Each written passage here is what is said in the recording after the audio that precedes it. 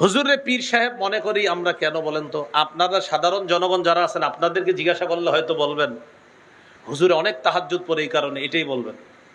কিন্তু কোনো আলেমদেরকে জিজ্ঞাসা যদি করেন যে আচ্ছা আপনি বাংলাদেশের বড় বড় পীর সাহেবদেরকে, আপনারা কোনো আলেম যদি অন্য কাউকে পীর মনে করে তো আলেমকে জিজ্ঞাসা করবেন যে আপনারা এই দেশের হক্কানি পীরদেরকে কি বলে পীর বুঝেন, তখন আলেমদের জবাব হবে অমুকরে আমরা পীর মনে করি এ কারণে তিনি পাপ করে না, তিনি গুনাহ করে না, এ কারণে তাকে পীর মনে করি। কেউ বলবে না তিনি অনেক তাহাজ্জুদ পড়ে, এটা বলবে না। আলেমরা বলবে তিনি গুনাহ থেকে বাঁচে এজন্য তিনি আল্লাহর ওলি। হাসান বসরি রহমতুল্লাহ আলাইহির নাম শুনছেন? তিনি বলেন মা আবাদাল আবিদুনা বিশাইইন আফযালা মিন তারকি মা নাহাহুমুল্লাহু আন। আল্লাহর ওলিদের জীবনের শ্রেষ্ঠ ইবাদত হলো গুনাহ না করা। আল্লাহর ওলিদের জীবনের শ্রেষ্ঠ ইবাদত গুনাহ না করা। তাহলে বলেন তো, জবাব দেন, আল্লাহর ওলিদের জীবনের শ্রেষ্ঠ ইবাদত কি? গুনাহ না করা। আল্লাহর ওলিদের জীবনের শ্রেষ্ঠ ইবাদত গুনাহ না করা। আর আমাদের দেশে ওলি পাইছি, এই রমজানেও পাওয়া গেছে। রমজানে অনেক ওলি, মানে নাম ধরছে ওলি, এই ওলি রোজা রাখে না। জিজ্ঞাসা করছে সাংবাদিক, রোজা রাখেন না কেন? আমার পেটে অনেক পোকামাকড় আছে, এটা আল্লাহর সৃষ্টি, আমি রোজা না রাখলে তারা কষ্ট পাবে, এই জন্য হ্যাঁ রোজা রাখে না। ও হ্যাঁ রোজা রাখলে, উনি রোজা রাখলে ওই পোকামাকড়রা খাদ্য পাবে না। আল্লাহর সৃষ্টির কষ্ট দিয়ে কি জান্নাত পাওয়া যাবে? এই জন্য আমার পেটে যে মাখলুক গুলো আছে এগুলার কষ্ট দিতে চাই না, তাই আমি রোজা রাখি না। না হয় রোজা রাখতাম, মানে রোজা রাখলে পেটের ওই ছোট্ট পোকামাকড় কষ্ট পাবে, এই জন্য হ্যাঁ রোজা রাখে না। কি ডিজিটাল সিস্টেমের পীর! উনি পীর, ওনার মুরিদ। উনি পীর, ওনার কি আছে? মুরিদ আছে। চিন্তা করছেন আপনি? এই জাতীয় কথা বলে যারা, এর মুরিদ আছে। তো উনি রোজা রাখে না কেন? পেটে যে মাখলুক গুলা আছে এরা কষ্ট পাবে, আমি যদি রোজা রাখি এই কষ্ট পাবে, এই জন্য হ্যাঁ রোজা রাখে না। যারা কষ্ট, আল্লাহর মাখলুক কষ্ট দিয়ে কি জান্নাতে যাওয়া যাবে? চিন্তা করছেন নাকি? তো হেও তো পীর, হেও দাবি করে পীর। তাহলে আমরা আজকে একটা পীর হওয়ার শ্রেষ্ঠ একটা সুন্দর নিয়ম শিখে ফেলছি। বলেন তো কি? আল্লাহর ওলি খাঁটি পীর সে গুনাহ করে না, যে পাপ থেকে বাঁচে, যে হারাম থেকে বাঁচে, যে সে আল্লাহর ওলি। এখানে আপনারা অনেকে আছেন হারাম থেকে বাঁচেন, পাপ থেকে বাঁচেন, যাদেরকে আমরা চিনি না, জানি না, আল্লাহর খাতায় সে ওলি। সুবহানাল্লাহ। আল্লাহর খাতায় সে ওলি, পাপ করে না, সে গুনাহ করে না, সে হারাম করে না, সে ওলি। এই গেল 7 নাম্বার কথা আজকের আলোচনার। এটা হলো প্রথম অংশ। দ্বিতীয় অংশটা গুরুত্বপূর্ণ, আমি প্রথম অংশটা আবার বলি। 1 নাম্বার নগদ পাপ ছেড়ে দেওয়া। 2 নাম্বার নতুন করে পাপের কাছে না যাওয়া। 3 নাম্বার কবিরা গুনাহ থেকে বাঁচা, আল্লাহ সগীরা গুনাহ মাফ করে দিবে। 4 নাম্বার আল্লাহর শ্রেষ্ঠ আবেদ হওয়ার উপায়, হারাম কাজ ছেড়ে দেওয়া। 5 নাম্বার কখনো কোনো গুনাহ হয়ে গেলে সবার কাছে আমরা বলে বেড়াবো না, প্রয়োজনে একান্ত ব্যক্তিগত কোনো আল্লাহওয়ালা আলেম বা আমার মসজিদের ইমাম সাহেবরে আমি চুপে চুপে বিষয়টা জানাইতে পারি, আমি যেন এই গুনাহ থেকে বাঁচতে পারি, তিনি কোনো সবক দিবে। 6 নাম্বার যে কোনো গুনাহকে ইমানদার জানি কিসের মতো মনে করবে? পাহাড়ের মতো। আর পাপাচার কি মনে করবে? মাছির মতো।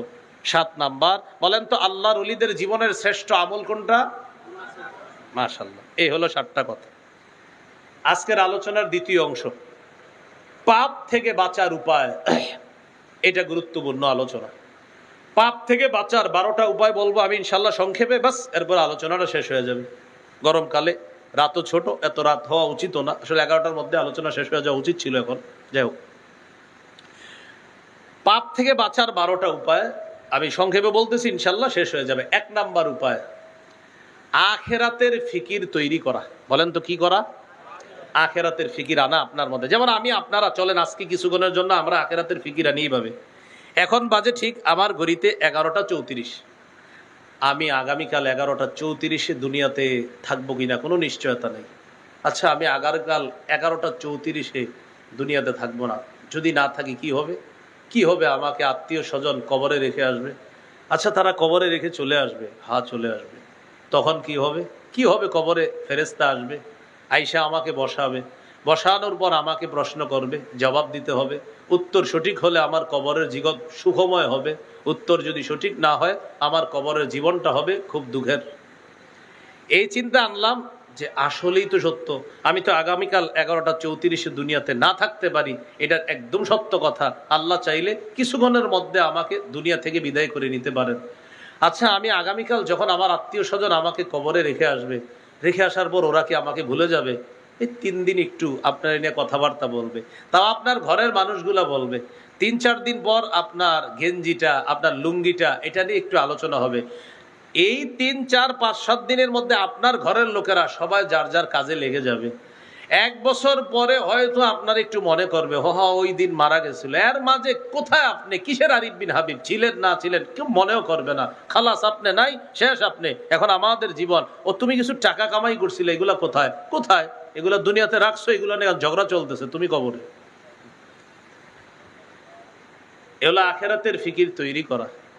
রাসূলুল্লাহ সাল্লাল্লাহু আলাইহি সাল্লাম বলেন, আচ্ছা সাহাবীরা বলো তো, তোমাদের কাছে ওয়ারিসের সম্পদ বেশি প্রিয় না তোমাদের সম্পদ বেশি প্রিয়? বুঝেন, ওয়ারিসের সম্পদ আর আমার সম্পদ কোনটা বেশি প্রিয়? সাহাবীরা বললেন, হুজুর প্রত্যেকের কাছে নিজের সম্পদই বেশি প্রিয়, কারণ ওয়ারিস তো হবে সে মারা যাওয়ার পরে, মারা যাওয়ার আগে তো ওয়ারিস হয় না, অতএব আমাদের সম্পদ আমাদের কাছে প্রিয়। নবীজি বললেন, আসলে প্রিয়? সাহাবীরা বললেন, হ্যাঁ। নবী বললেন, তাহলে সম্পদ ভালোভাবে কামাই করো নিজেরটা। এবার আল্লাহ রসুল বললেন, তোমার সম্পদ হলো আমল, ওয়ারিসের সম্পদ হলো তোমার মাল।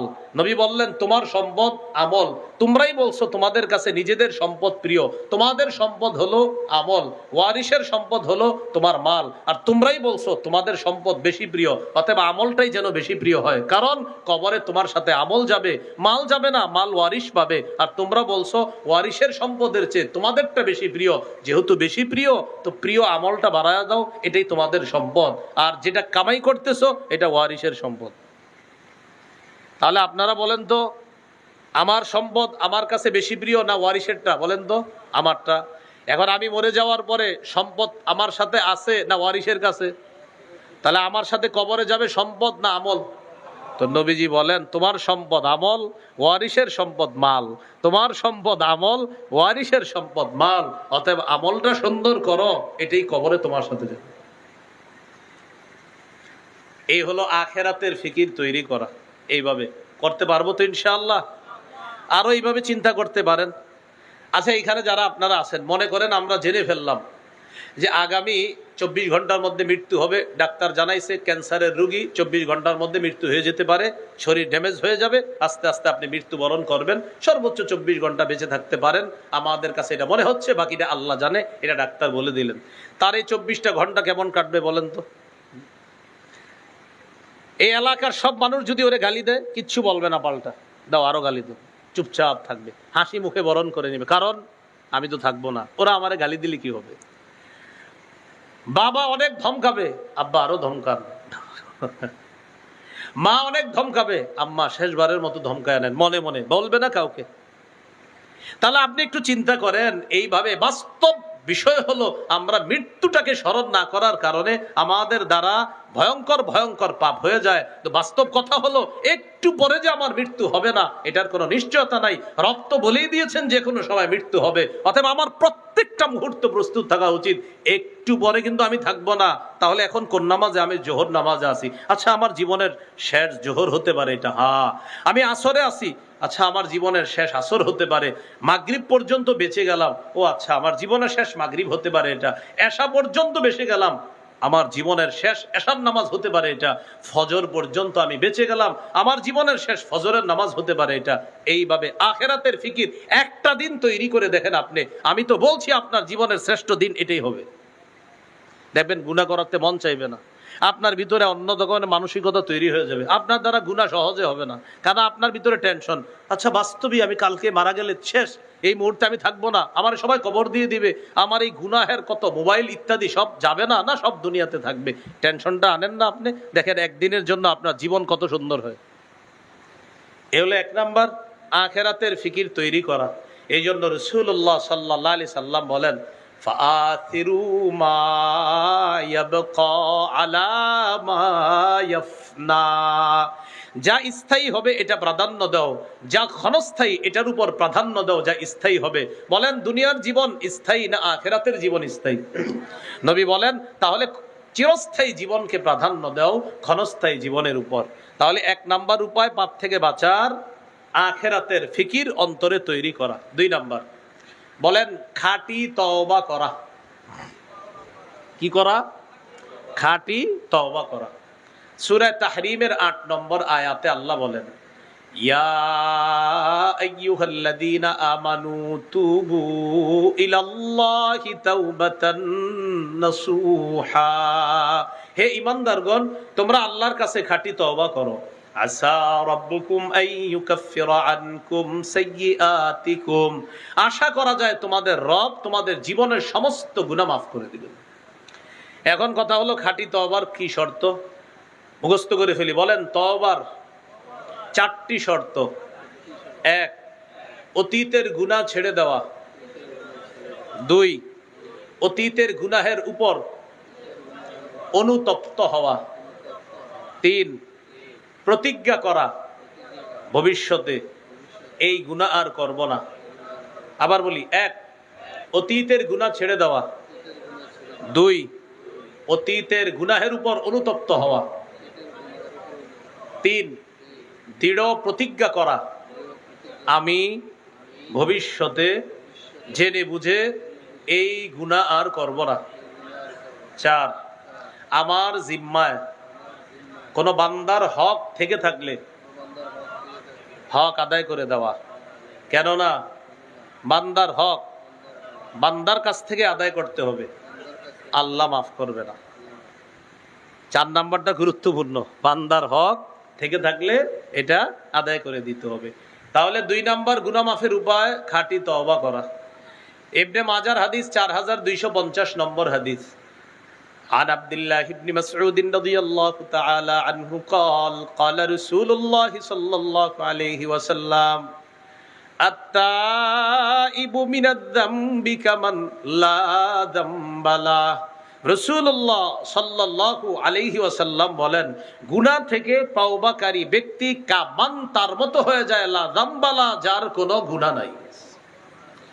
গুনাহ থেকে তওবাকারী ব্যক্তি তার মতো হয়ে যায় যার কোনো গুনাহ নাই। তাহলে প্রিয় ভাইয়ারা, 2 নাম্বার খাঁটি তওবা করা। 3 নাম্বার এটা আমরা আমল করি, বলেন ইস্তেগফার পড়া।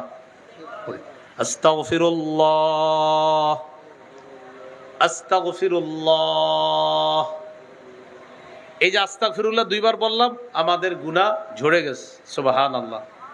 সূরা আলী ইমরানের 135 নম্বর আয়াতে আল্লাহ বলেন, ওয়াল্লাযীনা ইযা ফাআলু ফাহিশাতান আও যালামু আনফুসাহুম যাকারুল্লাহ ফাস্তাগফিরু লিযুনুবিহিম ওয়া মান ইয়াগফিরুয যুনুবা ইল্লাল্লাহ ওয়া লাম ইউসিররু আলা মা ফাআলু ওয়া হুম ইয়ালামুন। এই আয়াতে 4টা কথা।